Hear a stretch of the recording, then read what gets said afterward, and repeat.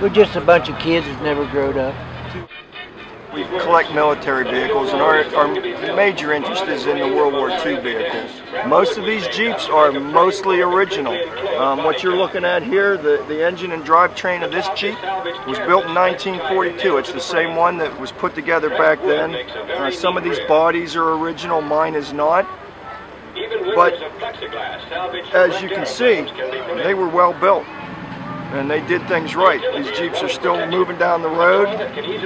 70 years later, we drove most of these vehicles up from Pittsburgh yesterday on a 50-some, 60-some mile trip to get here. And they all run fine. They don't run at the high speeds on the highways, but they work great.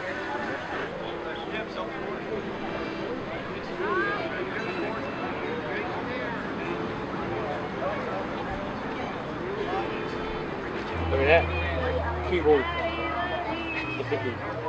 And these photographs were taken at Fort Indian Town Gap in Pennsylvania.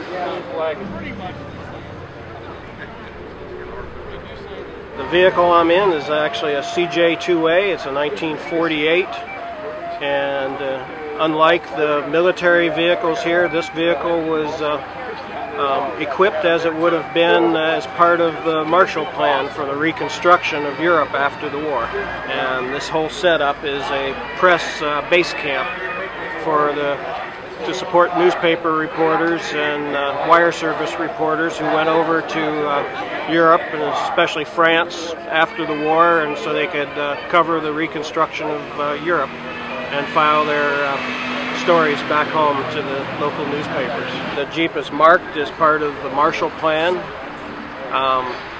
It surprised me that we actually sent civilian vehicles over when there were so many military vehicles, but there's actually photographs of them unloading CJ vehicles over in Europe after the war, and this would be equipped just like one of them.